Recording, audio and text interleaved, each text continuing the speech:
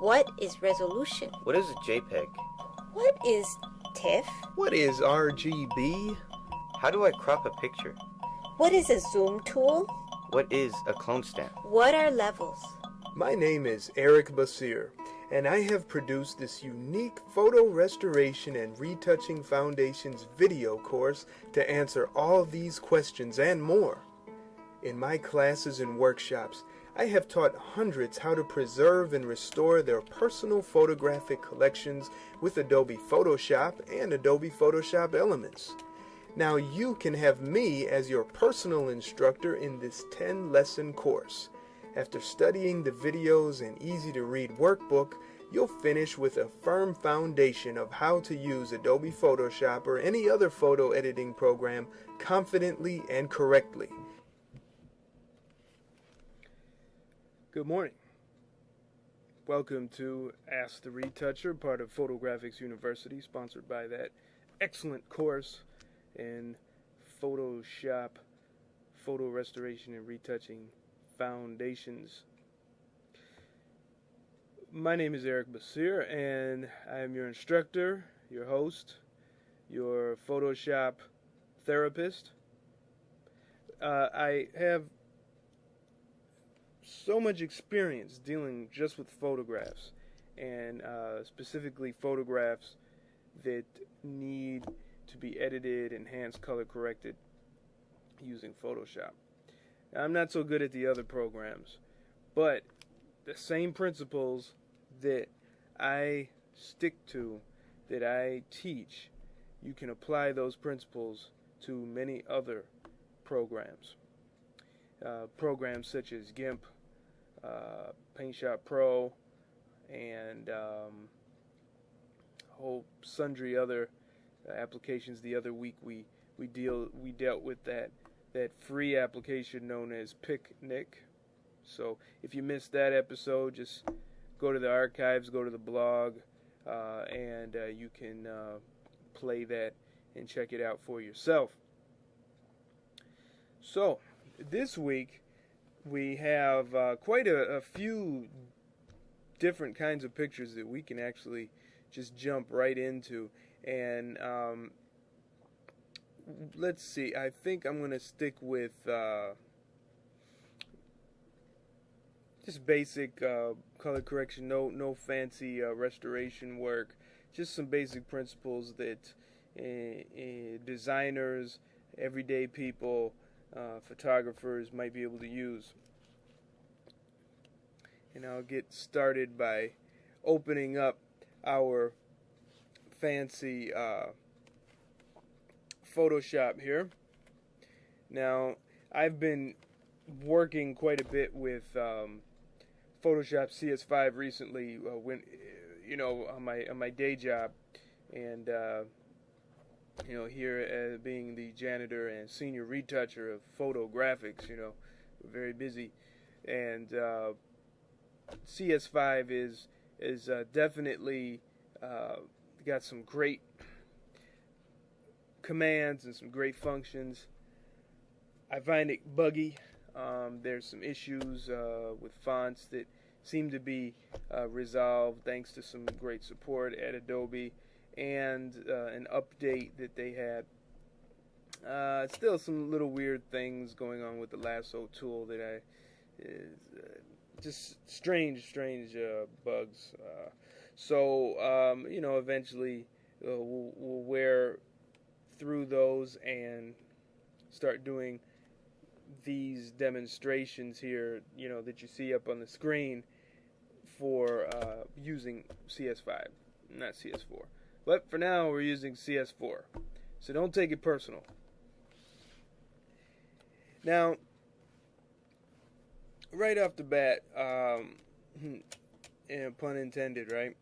We have a scan here. This is from a medium format 2 1/4 scan.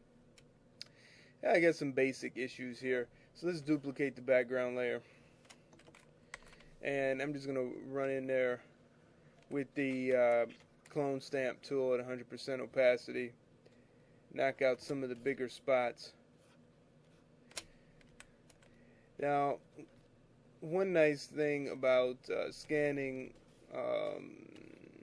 film that's larger than 35 millimeters, you got a lot more detail. In some cases, this seems to be some higher speed film, kind of grainy. There's still some good detail in there. And this is an image from our friends at Evanston Photographic Studios here in Evanston, from their Northwestern University archives.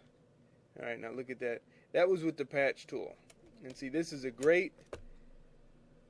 just an excellent demonstration of why I say that you have to know the clone stamp tool and the patch tool, and you got to be able to use both of them along with selections.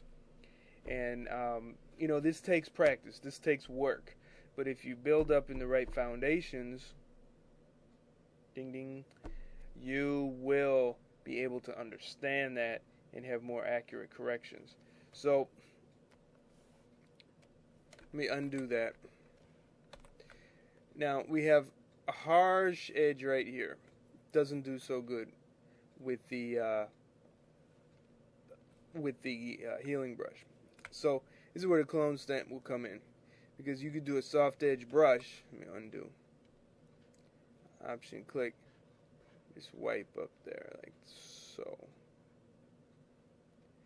And then we could even, you know, go like so, like so. And then if you really want, you know, the healing brush or patch tool, you know, let's just go to it right here.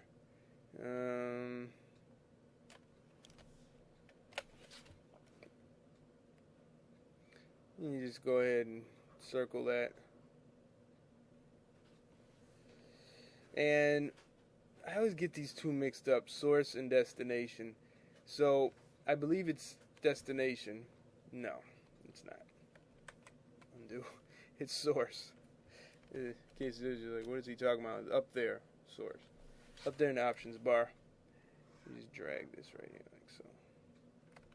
There you go. Now if I was to do that with just that white spot, it would be a mess. So let me make a screenshot, a snapshot there, and let's undo it and show you what I mean. Yeah. So I just circle it just like so, and then go like so. I mean, look at that. I mean, that's just atrocious. Let's make a snapshot of that. We'll call that oops. And so here's the way I did it, and here's the oops way. Zoom out. So I did it oops way. Edge is a little harsh in the way I did it, but you know, it's a little flag waving up there, or it could be a UFO. I'm not quite sure. A purple NU UFO. That is a strange looking flag, I gotta admit. It's like it should be hanging off there. Could be a wind sock. Alright, well anyways, let's jump here and do a little wipe there with the clone stamp. Alright, so we got all that hard stuff out of the way, and let's just go in here. You could crop, or just fill it in. Say in a case like this, nothing super detailed. Just fill it in. Just make sure you're sourcing it properly. Alright, let's zoom out. Good, you know, we got some distracting stuff there, we can crop it, but you know, I just don't like to crop too much. Because whatever's in the photo tells a story. There's something significant, like this tree here. This tree might be giant now, or it may no longer be there. So we don't want to just get rid of things, even though we have the power to do so. It's so easy to destroy, you know. You can destroy with your mouth, you can destroy with your hands, you can destroy with some kind of tool in Photoshop, but it's so much more difficult